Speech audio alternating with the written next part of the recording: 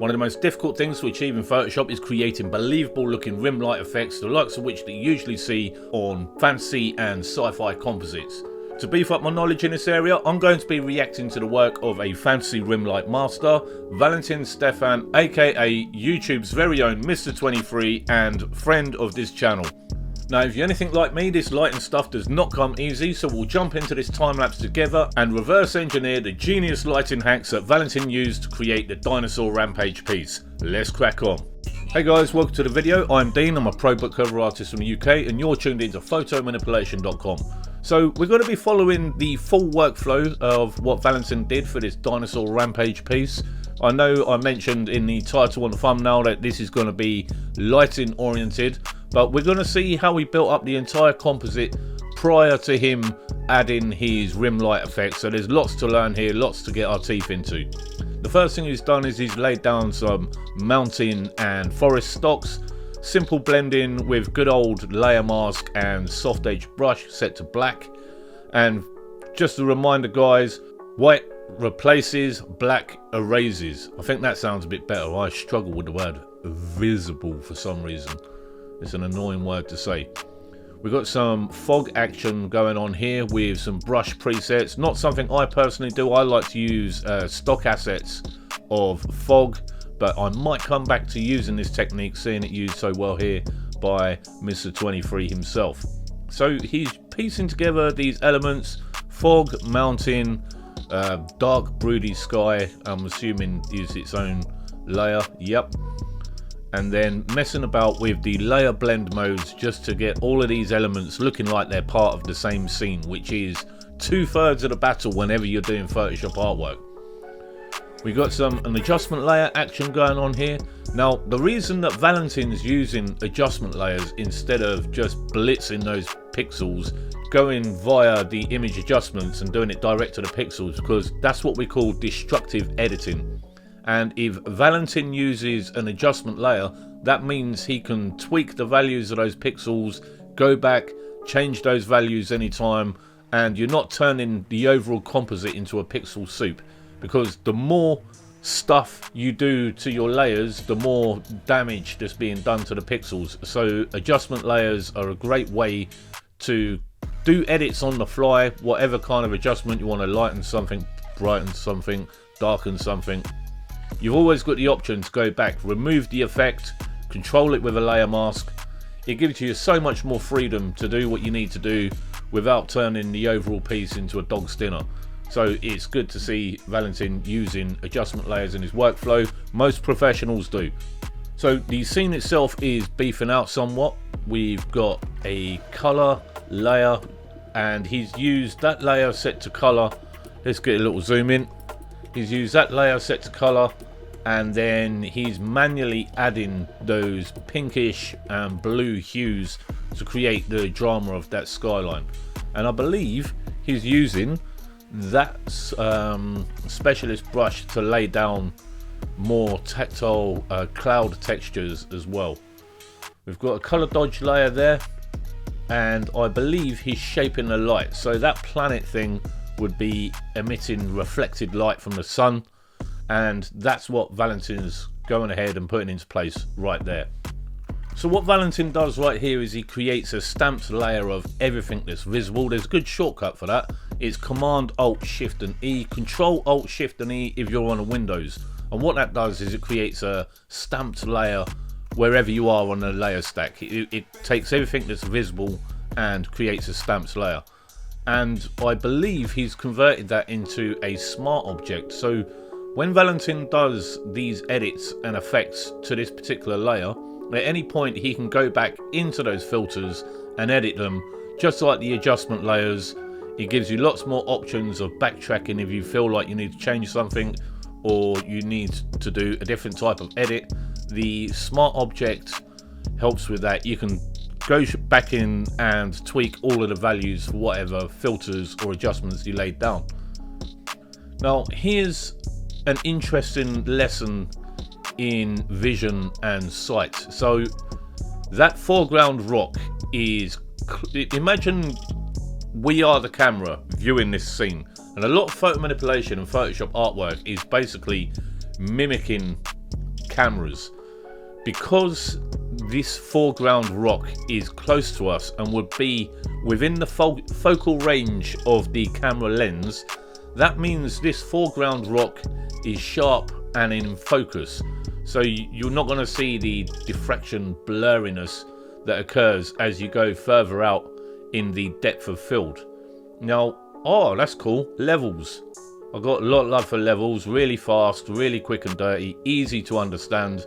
And he's created a levels adjustment layer to shape the light, the shadow, and then the light source, that weird planet thing, is catching just on the top edge. The ambient lighting is catching on the top edge of that mountainous range in the foreground.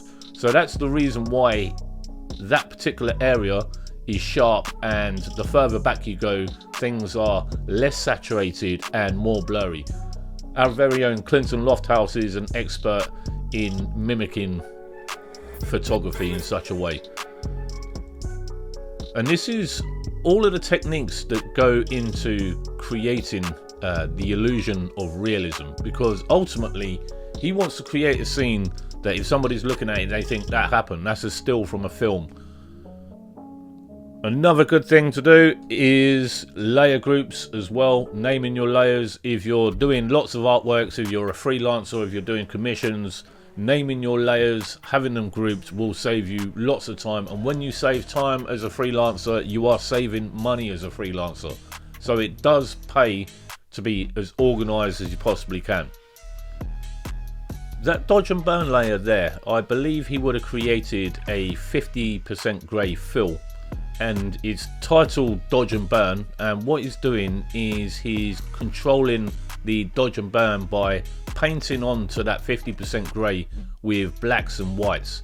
You get to have more refinement as opposed to going onto that tree, grabbing a soft edge black brush and just painting over the top of it. What that will do, that will sap out all of the richness and the colour and the saturation.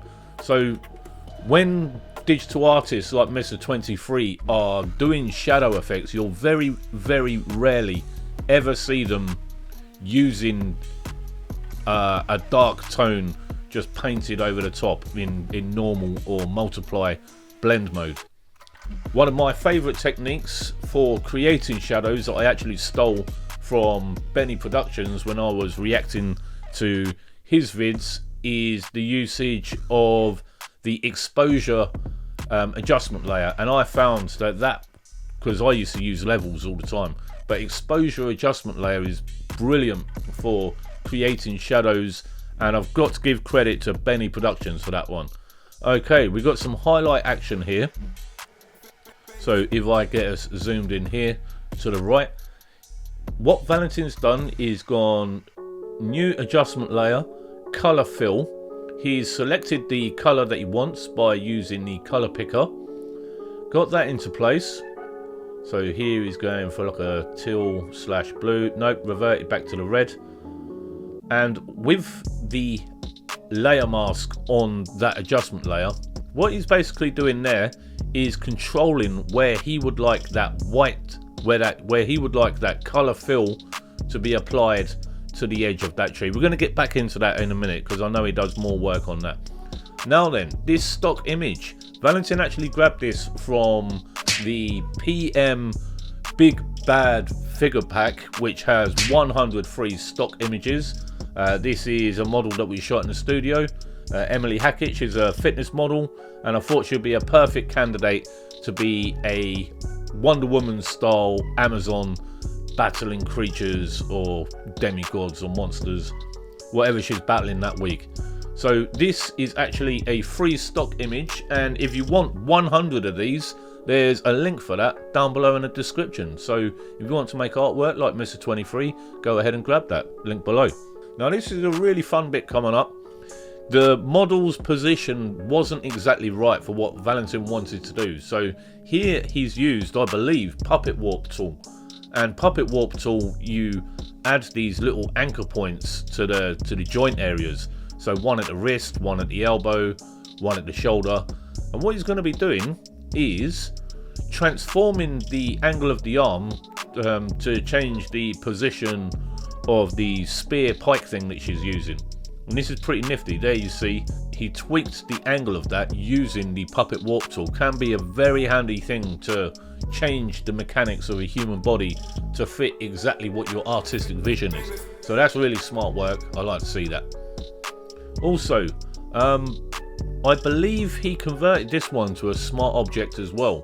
So if down the line he decides, okay, this didn't really work out well, he can go back, edit or tweak those values, and nothing has been lost. The pixels haven't been damaged, so that works really well as well.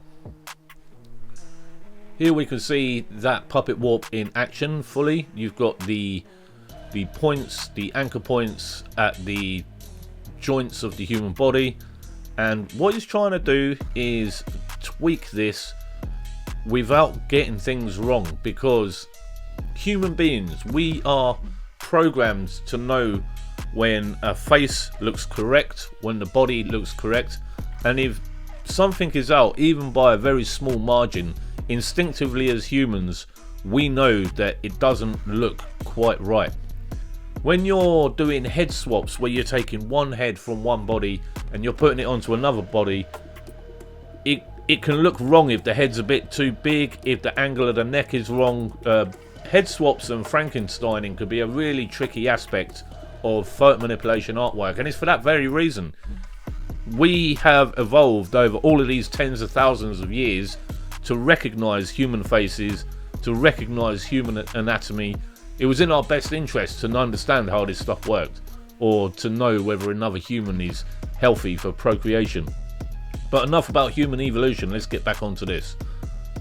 So we've got a stylized fantasy dagger there, no idea where you grabbed that from.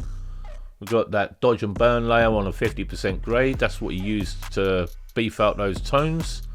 And then we've got a levels, just a bog standard levels to, well, that is pretty much controlling the exposure in that case.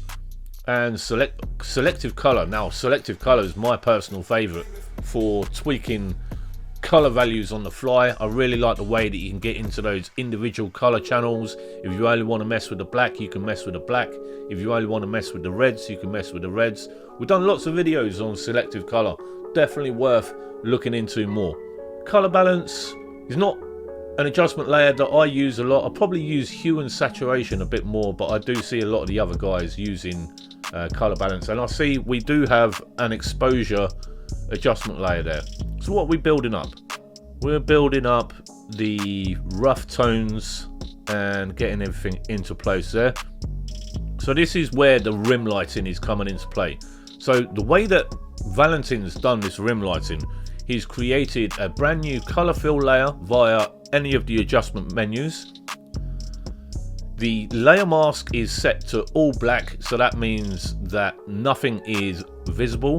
And then using either the mouse or, I'm assuming, a graphics tablet, he's manually painting in those edges where the light's coming in. And you'll see that the lights that he's incorporating, they're not just white or shades of off-white. These are quite bright tones. So there's a very rich looking orange there, which I'm assuming is the ambient light being reflected off that planet. So there's a lot of orangey hues in that scene, and I also see a blue color fill as well. So that blue color fill will be the kind of reflected ambient environment of those broody clouds. Those broody clouds have a bit of a teal hue to them. So we'll see how these things come together. Also another one, color dodge layer.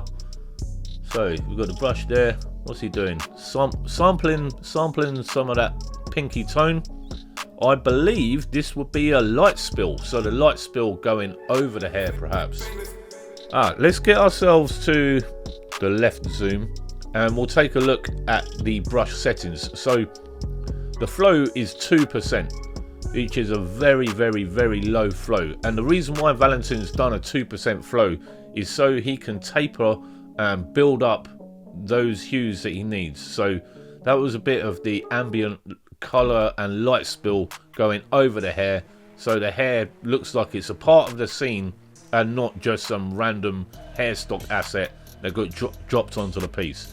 So very low brush setting. I used to use opacity to control the flow of brush before, until I saw other people using flows. Started using it myself and thought, yep, flow is a lot better than opacity. Everybody's got their own way of doing things. I used to use opacity. I saw other people using flow. I thought, you know what, I'll try that, and it worked out for the better. Flow works good. So let's get it to the full view and see what's going on. Next time he does some brush work, I want to see whether he has the airbrush settings on. I had Christian Benteland show me how to do the basic settings for airbrush in Photoshop, and gave me the preset for his own brush that he uses for doing those fancy rim light edges, and that's been really helpful. I've actually managed to make good progress using the brush that Christian Benteland uses for his own book cover work. So we got some bolder kind of mystical power energy blue. Oh, that's fancy. And we've got a stock image of a flame there. So what he's going to be doing is turning that into like ethereal vapor coming out of that celestial weapon that she's got in her hand to fight whatever beast she's in combat with. Okay, yep, controlled with the layer mask. Let's get a little zoom, let's get a little zoom. So we've got the layer mask there to control. That's how he's tapering out those edges.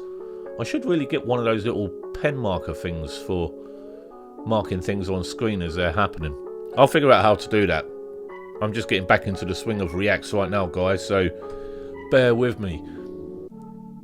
That reminded me of Father out of Super Troopers 2. Have you guys seen that? I barely made it. Here we've got our beast. We've got our creature in play. So I don't actually know where this stock image is from. On the original video, he did mention that he created this piece using free stock. So I'm going to link Valentin's video in the description so you can grab this from wherever it's from. Phoenix Rising stock. It's a nice little render. Interesting piece. We need dinosaurs. We need dinosaurs for our galleries. I'm going to write that down.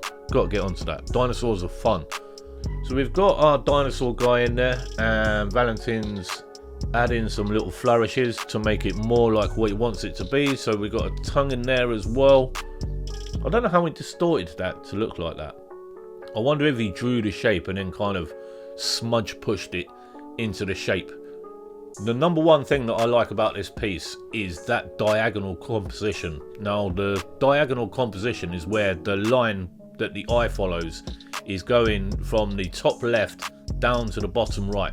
So Western audiences, people that are in, you know, the UK, United States, Australia, Canada, we all instinctively look at the top left first and then travel down to the bottom right, and that's because we read from left to right. It starts at the top left and then you go down to the bottom right, and the way that we engage with artwork, the way that we view artwork is exactly the same manner. We start at the top left and then we go down to the bottom right.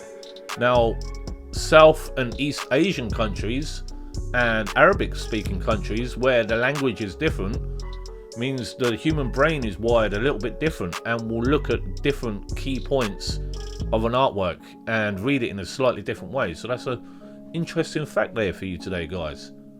Right, so levels for the shadow, that's how I used to do it back in the day before I stole Benny Productions' trick using exposure. It still gets the job done though. Hardly anyone in the world would be able to notice that a shadow was created with levels instead of exposure. And this guy, he's looking pretty green and pretty out of place right now, and what Valentin will be doing is using similar lighting and rim light techniques to make this creature tie in with the rest of the scene. So we'll have a smaller light source from that celestial weapon that our hero is wielding. We have some basic light shaping here, and he's built this up with using quite a few different methods. Now let's get us down there in the old layer stack. So we have levels. We have another levels adjustment layer. then we've got curves, then we've got color balance, and then here you can see him building up incrementally the rim lighting.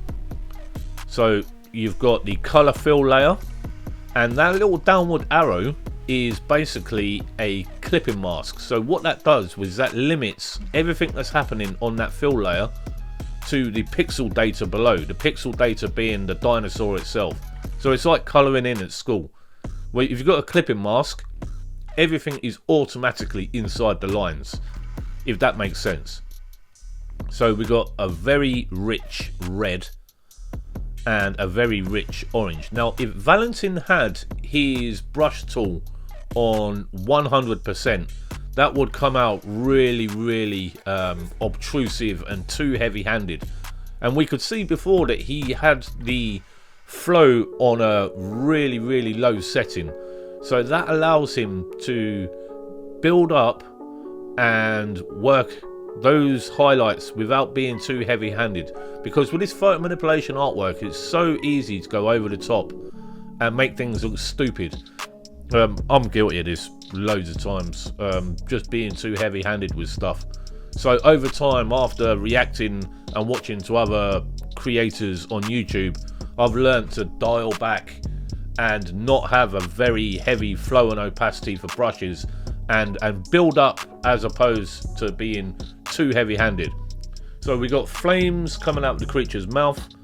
Good old screen, it's a classic. What screen does is it eliminates blacks and shows the light tones, and it's the perfect layer blend mode for fire and flames. It looked like he laid down some manual flame effects there as well, coming out of the... Is it a dinosaur or is it a dragon? I suppose because it's breathing fire, this thing's a dragon, so that makes sense.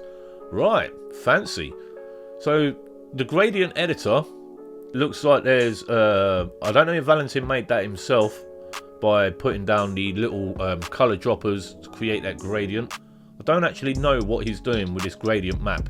So a gradient map is an adjustment layer, and it's often used for creating color processing effects. I use the gradient map all the time for black and white. It's my favorite black and white look that you can get in Photoshop.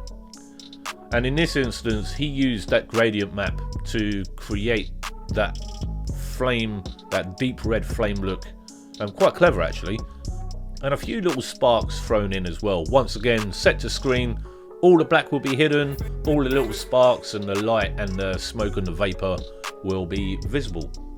So we've got some little foreground elements here, some foliage. We've got a really good bundle for that stuff. It's called the Foliage Mega Pack. I've not had a chance to play with it yet, but yeah, really good stuff. And if you haven't already, definitely grab the 100 free figure stocks bundle that we put out. It is amazing. The most generous stock bundle in the world. You won't find any other company giving away 100 premium stocks like that. So that's the final shout out, guys. Get your 100 free stock pack, link in the description.